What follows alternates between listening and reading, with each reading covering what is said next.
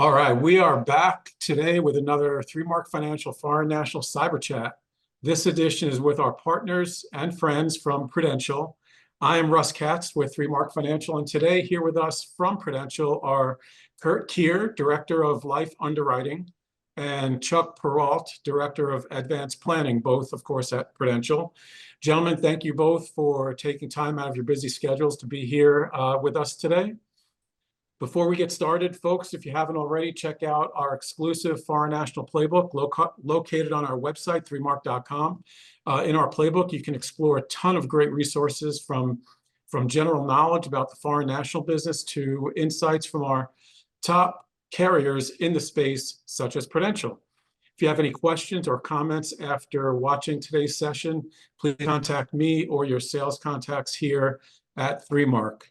Okay, let's get started. Chuck, let's start with you. Can you share your background and how long you've been focused specifically in the foreign national space? Yeah, absolutely, Russ. And again, thanks for having us both on here today. I've been a part of the advanced planning team at Prudential here for about 10 years. So we do a lot of different things, but given Prudential's capabilities in the foreign national market, which of course we'll be talking about for the rest of our time here today, it's been a really big focus of our team. We actually even have a gentleman on our team who has gone through some of this on his own self, as he wasn't born here and is now a U.S. citizen. So for a lot of the people on our team, this is really near and dear to the stuff that we do every day. Okay, great. And Kurt, your background. Yeah, so I've got 32 years of underwriting experience. Kind of hard to even say that now, but 20 years at Prudential, and the last 15 years I've been working in the foreign national space as well. So I haven't been dedicated to that, but for the last 5 years I've been an underwriting director, so I've had some oversight in foreign national space. So we don't necessarily have a specific focus on foreign national market, but we do have some dedicated underwriters and staff that are a little more educated in this area. And it's something that we look at seriously when we update our guidelines for, there's a lot of country regulations, stuff like that. So we look at our guidelines pretty frequently and update those as we go. So again, that's kind of how we handle it. And thanks again, Russ, for having us on today. All right, and thanks, Kurt, and thanks, Chuck. Thank you both for being here today. All right, Chuck, back to you. So tell us, how big do you think the foreign national opportunity is, and why should producers be interested in it? Yeah, the foreign national market has been an interesting one for the past couple of years, because we kind of went from doing a lot of this business prior to COVID to really none of it, right? Because of the travel restrictions for a while from COVID. And what we're seeing is a lot of renewed interest. Now, there's certain requirements that you need if you're coming here to buy a policy, but there are tens of millions. The projected number for next year is 41 million international arrivals coming to the U.S. Now, obviously, not all of those people are going to be candidates, but we'd also be foolish to think that none of those people are going to be candidates for the type of planning that we do, and for some of the reasons that we'll get into over the course of our time here this morning. So that's just people coming here.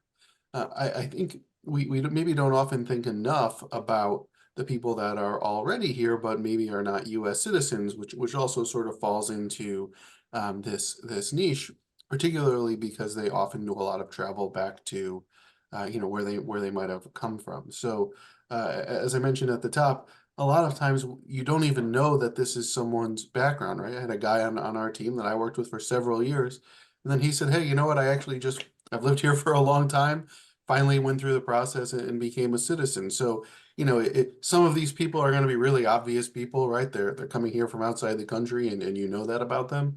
But there's a lot of people that fall under this umbrella, that literally might be the person sitting next to you, that we just wouldn't have thought about it. So we want to make sure that, while it's maybe not a question that we're going to ask every single person, I do think it's probably something that we need to be bringing up a little bit more proactively.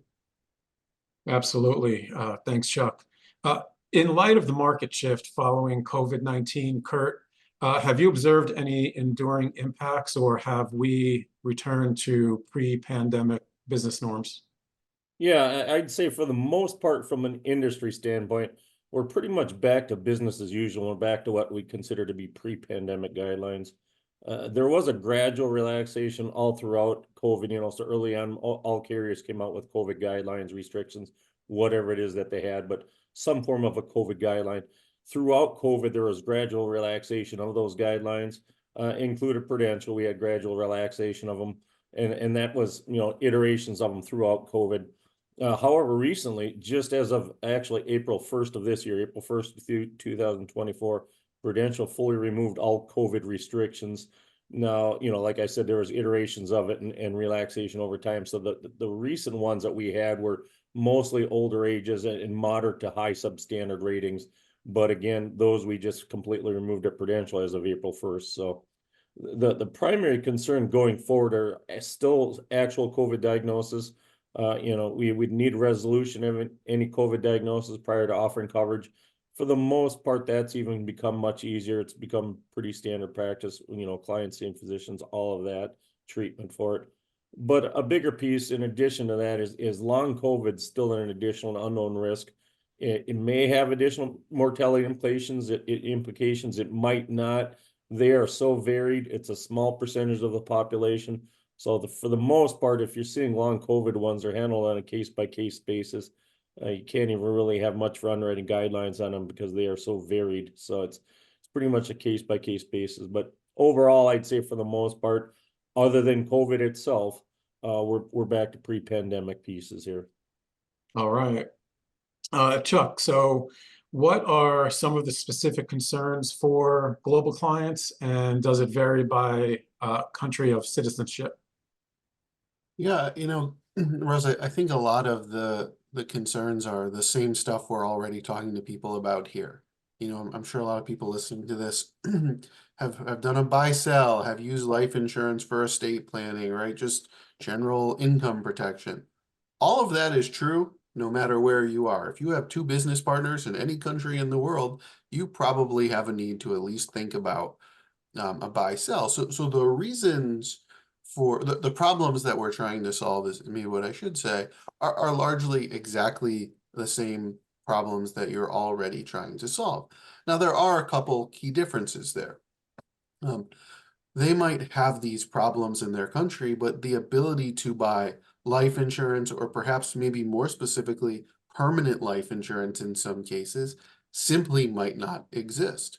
As we start to get to higher net worth clients, the ability to buy the size of a face amount here that you can buy here in the US might not exist. I mean, we sort of take for granted that somebody might get $1 million face amount here, but that number might be a really, really different number in some of these other countries with less established insurance markets. The other thing that we have to consider is, and this is probably something we've never once talked about for our US resident clients, is that the death benefit pays in US dollars. Well, of course it does. It is kind of how we would think of it, but that's actually a very valuable commodity, especially when you're living in a country that maybe has these currency fluctuations, right? So, the problems that we're trying to solve really are identical. I mean, there's some additional estate tax problems that somebody who's a non-US resident who owns stuff here can have, but it's really just a different number. It's not so much a different problem. It also might be like they might be in a really established country, but the life insurance market might not be as broad. And we tend to think of, nobody wants to compete, right? We'd all love to have a whole market to ourselves, but what competition breeds, especially in the life insurance market here, is competitive pricing, right? It leads to product innovation. So there's just things that are available here, and a lot of it's the stuff we already do and already talk about every day that we absolutely can't assume is available to folks everywhere in the world. So if they have the ability to come here and buy life insurance, and we'll touch on what that looks like for us, if they have the ability to buy life insurance here, it might be really appealing simply because we're offering things that they can't possibly get where they are. All right, great information, Chuck. Thanks. So I'm going to keep it with you as we get into a little bit more about what Prudential has to offer. So tell us, what does Prudential have to offer in the foreign national space, and what makes Prudential unique in the space? Sure. So by and large, all of the products that we have available, and I think people would consider us to have pretty competitive, solid, strong products, are going to be available to folks that are considered foreign nationals. And that fact in and of itself might be a differentiator. Now, there might be some countries where there are restrictions. For instance, there's I think it's in Canada, you can't come here and buy a variable contract. That's a specific rule that everybody has to follow, right? But by and large, we're going to have everything available to anyone that's coming here to buy life insurance, unless their country is prohibiting them from doing it. So the strong product set is of course the first place to start. The second, though, is we don't dabble in this space. We're in this space, and we've been in this space for a really long time. And because of that, we have experience with a really wide variety of different types of clients who are coming from and traveling to different places. If you know, a client situation might seem unique, but it might not be all that unique to us. In that background and the experience that my team has in helping to have those conversations about the planning on top of that is, I think, something that can really set us apart from someone who might not be as strongly and as consistently in this space as we have been. And Kurt, keep me honest here, because we've been in this space for the entire time I've been here for 12 years. But my understanding is it's going to go back probably to the entirety of your time here, if not darn near it. I would agree. All right, well, Kurt, let's turn it over to you now. We got some questions regarding foreign national guidelines. So can you tell us about Prudential's specific foreign national guidelines? Are there any unique nexus requirements that sets you apart from other carriers? Yeah, thanks, Russ. And you might know that our comparison on U.S. guidelines, U.S. Nexus guidelines better than myself, but that we know of anyway. We see some of the other carriers' guidelines, and we know of our U.S. Nexus guidelines are pretty similar to what other carriers also have out there.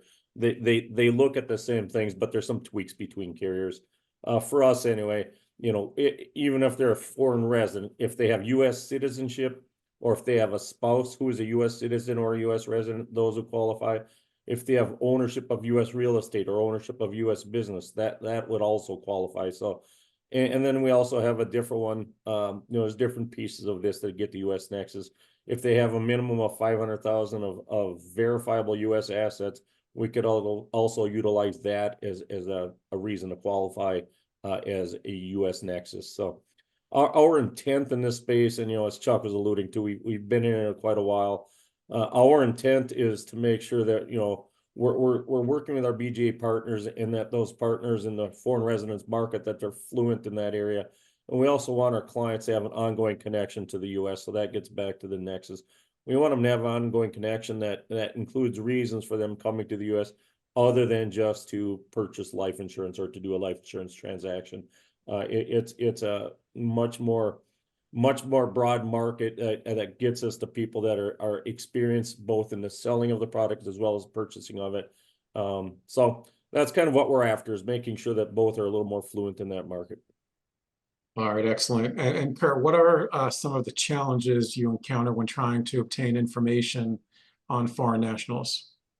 Yeah, that's a good question, Russ, and I think everybody probably has a standard answer on this. So the two I'll touch on, it's obtaining financial data and it's obtaining medical records. But so from a Prudential standpoint, anyway, we require third-party financials on cases that are 1 million and greater from a foreign national standpoint. So obtaining financials in this market can be difficult. It's verification of the source can be difficult. Getting information can be hard. Sometimes it is and sometimes it is, but it can be a challenge. But quite often what that accounts or entails is getting a statement of income or a net worth statement. And quite often in the foreign resident market, it's working with a private banker. But for the most part, that's what we're after. And again, our parameter there is 1 million and greater, where we need that validation. And the medical records piece, it's another aspect that must be addressed when you're working in this market. But it's, as many of you know, if many doctors or medical facilities in other countries, they don't retain their full patient files. Sometimes they don't even have chart notes at all. So it's difficult, not only finding what you can get, but to get anything at all sometimes is difficult. So it's not uncommon to get test results only. But if we have incomplete medical records, we would also ask for an attestation of health from their client's doctor. And that attestation of health would be a statement that outlines the client's health histories, their current status, and the date results of the last office visit. In short, it's like a paragraph version of what it's like. So, but I would say those are the top two things that are challenges: are third-party financials and medical records. And what are some of the ways that underwriting has been able to work with the customer to be able to satisfy what Prudential needs? Yeah, good question. So from both the third-party financial verification and a medical records pieces, we're willing to review whatever the client has or whatever the producer has what they have in hand that's easily accessible. So we'll at least take a look at that and see what we can do. It. Oftentimes we can get a couple of different pieces, couple different financial statements, work with a private banker statement, and work on the income piece. Try to do what we can with what we have in hand. The full medical testing piece, if we at least get all the test results from a client and then an attestation of health from the doctor. So bottom line is, quite often we kind of combine a couple of different pieces to address a requirement. It doesn't look the same as what you get from a US client, but US based client or US citizen, but we try to work together to get what is in hand or a couple of pieces to get us to the end result there, and do what we can from there. But another hurdle that is often encountered when we receive both financial and medical information is that it's not always in English. So we do have a number of multilingual underwriters on staff. So there's no guarantee, that we can interpret something you send in. But any document you send in to us, we can often use the majority of the information in there. We can get one of those underwriters to review it. So again, it's not for all languages, but the majority of the ones we see, we have someone. But if we're not able to interpret what's sent in, it is the responsibility of the BGA to get an interpreted in English version of that document. But the majority of them either already come with an English version, or we have an underwriter on staff that can review them and get through it and get us the interpretation for us. All right. Well, gentlemen, we made it to the last question. Yeah. I think we flew by the others, a lot of good information. So thanks for that. So let's get right to the last question. I think, Chuck, you're going to take this one. So we know that getting into the foreign national business is challenging. In terms of prospecting, where can a producer find suitable candidates for life insurance? Is there a different approach in how you bring up insurance? What else can you tell us for a producer to get on the right path to success in this market?